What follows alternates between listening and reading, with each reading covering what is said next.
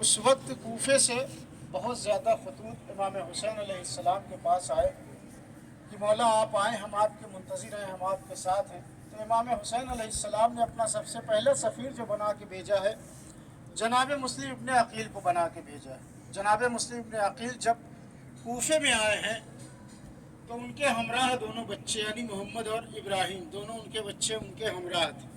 ان کی شہادت کے سلسلے میں دو روایتیں بیان کی گئی ہیں۔ ایک روایت جو بہت ہی مشہور و معروف ہے وہ یہ کہ جناب مسلم ابن عقیل کے دونوں بچے جناب مسلم ابن عقیل کے ہمراہ تھے۔ دونوں بچے کربلا میں امام حسین علیہ السلام کے ہمراہ تھے، اور جب کربلا میں امام کے ہمراہ تھے اور لٹا ہوا قافلہ کوفے کی طرف جانے لگا تو یہ دونوں بچے بچھڑ گئے، اور بچھڑنے کے بعد ان کی شہادت واقع ہوئی ہے۔ لیکن جو مشہور روایت ہے وہ یہ ہے کہ جناب مسلم ابن عقیل کی شہادت کے بعد یہ دونوں بچے کو قید کیا گیا۔ قید سے جب یہ چھوٹے جانے لگے تو راستہ بچھڑے، اور اس کے بعد جب کوفے میں کی گلیوں میں ادھر ادھر بھٹک رہے ہیں تو ایک مقام پہ گئے۔ مقام پہ جانے کے بعد اس مومنہ کا نام طوا تھا، اس نے ان دونوں بچوں کو اپنے گھر میں پناہ دی، اور جناب مسلم ابن عقیل کی شہادت کے بعد عزیز ابن زیاد نے یہ اعلان کروایا تھا کہ جو ان بچوں کو زندہ و سلامت لے کے آئے گا انہیں انعام و اکرام سے نوازا جائے گا، اسے درہم و دینار دیا جائے گا۔ جب یہ دونوں بچے اس مومنہ کے جو اہل بیت کی چاہنے والی تھی اس نے اپنے گھر میں پناہ دیا، اور پناہ دینے کے بعد ایک کمرے میں ان کو آرام کرنے کے لیے جب چھوڑا، اور اس کا بچہ اس مومنہ کا جو بچہ تھا اس کا لڑکا جو تھا وہ دشمن اہل بیت تھا، جب وہ گھر میں آیا اور اس نے اپنی والدہ سے پوچھا کہ اماں کیا کوئی ہمارے گھر میں اور بھی ہے ہمارے علاوہ؟ تو اس مومنہ نے کہا نہیں، بس میں ہوں اور تم ہو۔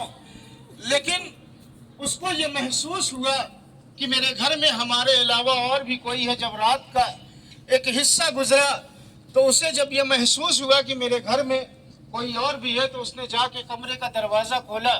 عزیزو، جب اس نے کمرے کا دروازہ کھولا تو دونوں بچے آپس میں لپٹ کے رو رہے تھے، اور اس نے ان دونوں بچوں کو لیا۔ لینے کے بعد دریائے فرات کے کنارے آیا، اس کا غلام بھی اس کے ہمراہ تھا، اس کا بچہ بھی اس کے ہمراہ تھا۔ وہ دونوں کو ساتھ لے کے دریائے فرات کے کنارے آتا، اور آنے کے بعد اپنے بچے سے کہتا ہے کہ میرے بیٹے لے جاؤ، اس کو ذبح کرو۔ اس کا بچہ کہتا ہے کہ بابا میں نے اس جیسے پھول، اس جیسے حسین و جمیل بچے ابھی تک نہیں دیکھے ہیں، بابا میرا دل یہ گوارا نہیں کرتا ہے کہ میں ان دونوں بچوں کو ذبح کروں۔ اس نے اپنے غلام سے کہا، غلام نے بھی انکار کر دیا۔ آخر میں جب وہ آگے بڑھتا ہے اور یہ چاہتا ہے کہ میں ان کو ذبح کروں، قتل کروں، تو چھوٹا بچہ کہتا ہے کہ پہلے مجھے ذبح کرو، اس لیے کہ میری ماں نے مجھے یہ تعلیم دی ہے کہ باپ کے بعد جو بڑا بیٹا ہوتا ہے، جو بڑا بھائی ہوتا ہے، وہ باپ کی جگہ پہ ہوتا ہے۔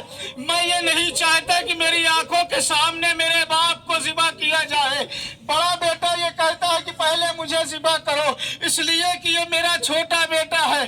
اگر بڑا بیٹا باپ کی جگہ ہوتا ہے تو میری طبیعت یہ گوارا نہیں کرتی کہ باپ کے سامنے بیٹے کو قتل کیا جائے۔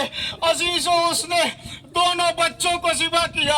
ذبح کرنے کے بعد لاش کو دریا کے حوالے کیا، لیکن دریا نے لاش کو قبول نہ کیا۔ اب وہ سر کو لے جا کے ابن زیاد کے دربار میں پہنچتا ہے۔ پہنچنے کے بعد ابن زیاد سے کہتا ہے لو، یہ میں نے ان دونوں بچوں کے سر کو میں لے کے آیا ہوں۔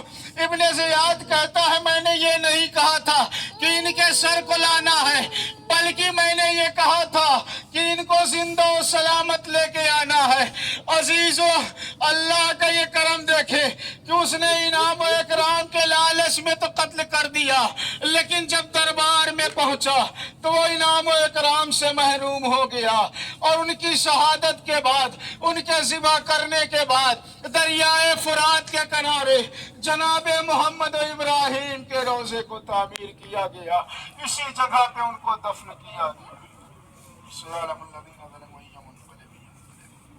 آئے زیارت پڑھتے ہیں، زیارت پڑھنے کے بعد 2 رکعت نماز